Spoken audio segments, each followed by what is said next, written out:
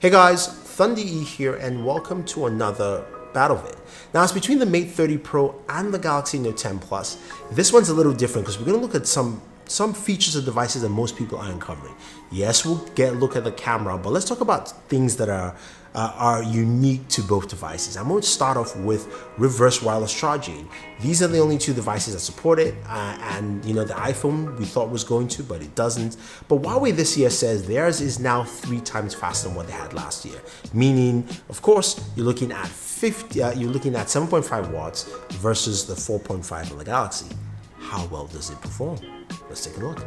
So when it comes to reverse wireless charging, Huawei says the new reverse wireless charger is 3 times faster than what they had, so which means it's now at 7.5 watts, while the Galaxy Note 10 Plus is 4.5 watts. So let's see what it does in 30 minutes. Say, you just need to get a quick charge while you're chatting with a friend and you place your devices on.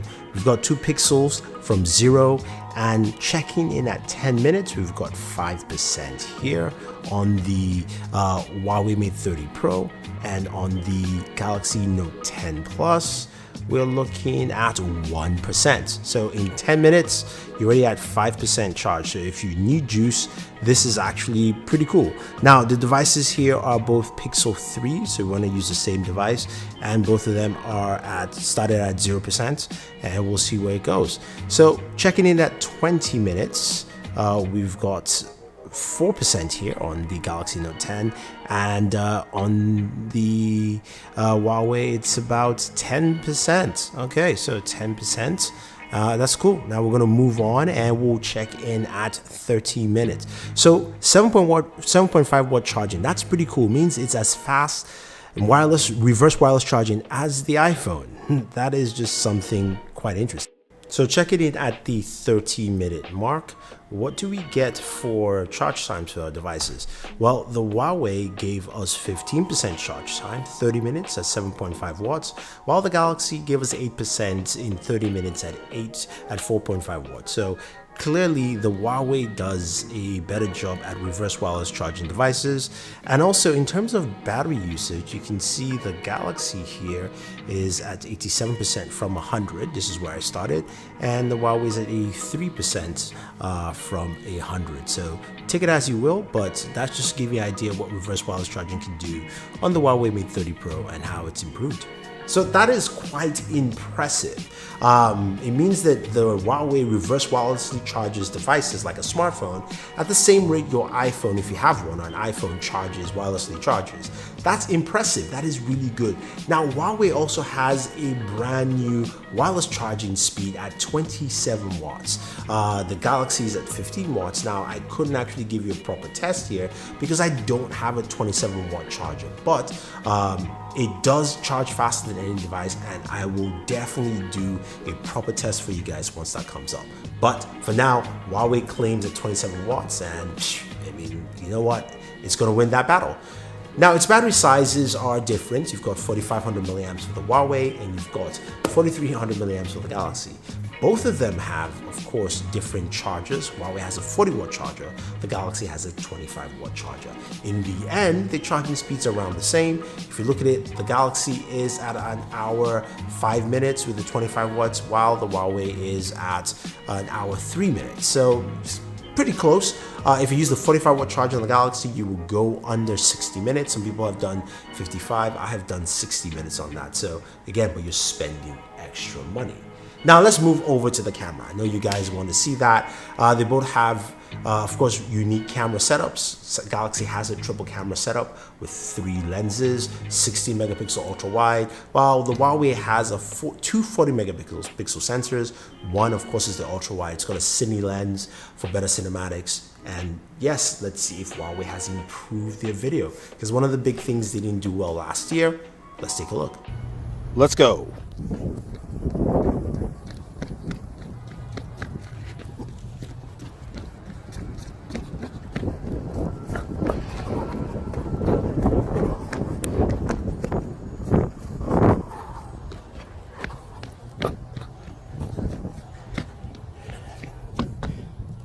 Steady cameras on smartphones is always great to see, and the Galaxy I think still holds the crown here. It was much steadier as I ran and I jumped around the obstacle course, so to speak.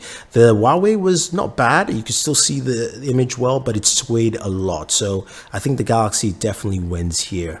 The one thing the Huawei device has that the Galaxy just can't do is slow-mo at roughly 7,680 frames per second.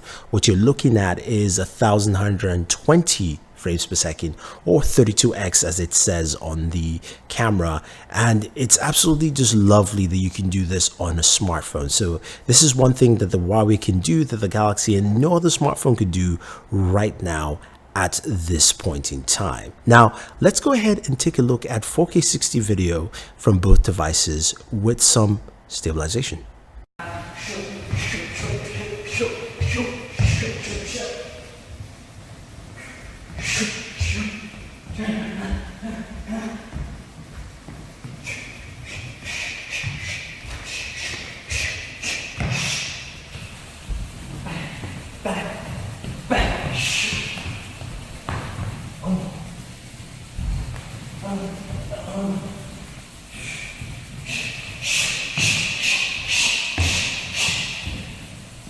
So when looking at both videos, the Huawei has better stabilization over the Galaxy. Now the Galaxy is good, but just the micro stabilization, you can see the Galaxy jump a little bit here and there. The color profile is more natural on the Galaxy. The Huawei is a little bit punchier here, and it's also a little bit wider. It's using that, you know, cine lens, that 40 megapixel, so it's a wider lens that it's using here, which is nice. I absolutely love it.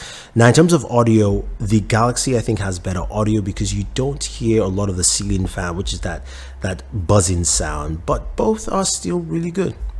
So looking at daytime images, apologize for using two different aspect ratios here, but the thing you notice is the Huawei is a little bit more contrasty than the Galaxy. Now, both of them still have a close to correct representation of the sky moon, and I think both images are pretty solid, especially just looking at the subject here, Justin, my trainer who you saw earlier, but it gives a accurate color representation of the individual.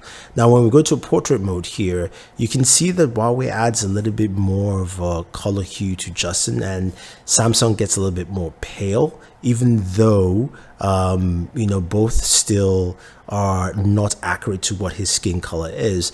Now I do like the bokeh effect on the Huawei all the way through. The Galaxy is just on the top hand side, top part of the image, so basically closer towards his head.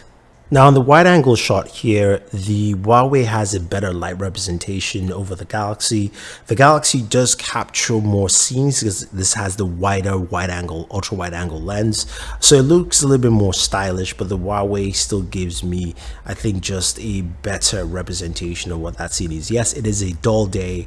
I chose to shoot on this day because I wanted to see how it would differ from, you know, days with, you know, a lot of bright sunlight and shininess, but still, of course, it's in daylight. Now moving on to low light photos, before we go ahead, here's a shot of the scene we'll be looking at, and this is the shot without any AI functionality, any night mode, just to let you know how dark it is. You really can't see the bottom of the building. Now when we go ahead and compare images from both devices, they do a really good job of bringing the images out.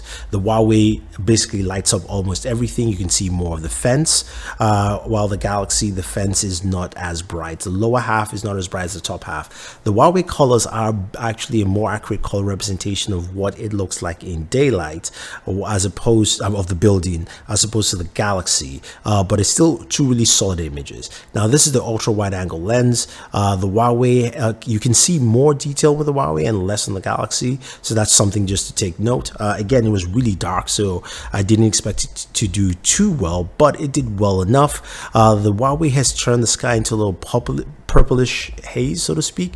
Galaxy is green and dark, kind of just letting you know it's dark.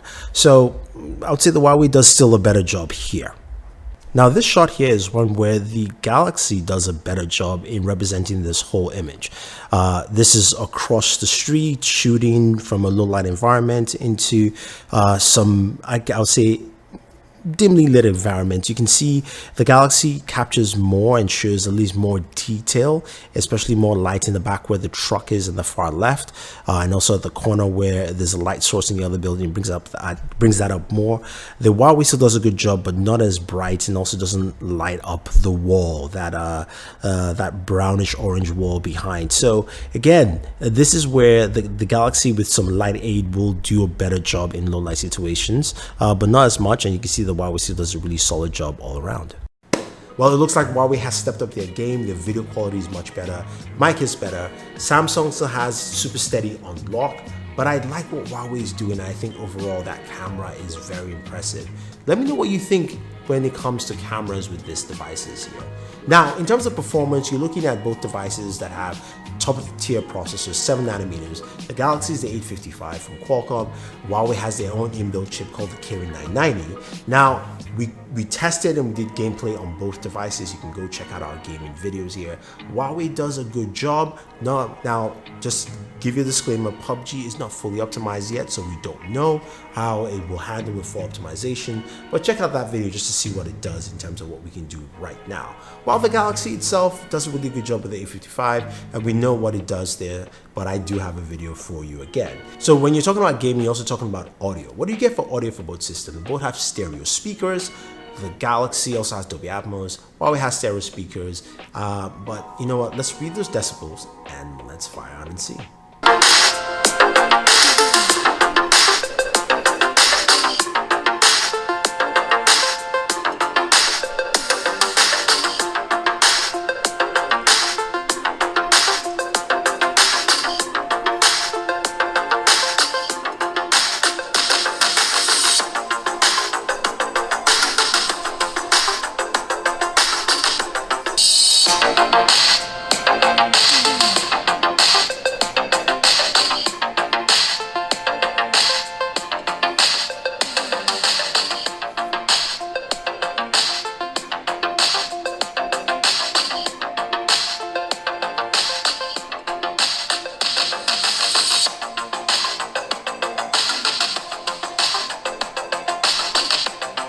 So Huawei is louder. I do kind of like the sound quality of the Galaxy a little bit better, and I think that Huawei has still improved quite a bit from what they had last year. Less tinny sound, more volume to it, and overall it's just pretty solid. Now when you look at both devices side by side, it's hard to not be impressed by what Huawei has done. This device has a stellar camera setup. It does a really good job, but it also has some really cool features like reverse wireless charging, which is the fastest, wireless charging, which is also the fastest as well. And then we've got a bigger battery, and it's got one of the best battery management in the Android ecosystem there. Now, it doesn't have, of course, Google services built in. You can sideload it. There's a lot of videos out there for you to actually check out and see. In terms of this battle vid, I am leaning towards the Huawei device though. I mean, like, it's a solid device. It's got some great performance there. The Galaxy is really well balanced. Now, the one thing that Huawei just can't do is the Galaxy has an S Pen. And the S Pen does so much more, of course, the remote features, writing on screen, all that fun stuff. So again, that is something that separates it from here. But I'm gonna ask you guys, what do you think? Which device do you think is different or better? Which would you pick? Which would you use? Just, besides the Google services issue. Let me know what you think, and let me know what you think who won this video. If you have any questions or any comments, let me know. Don't forget to like and share, subscribe to the channel, and always enjoy your entertainment.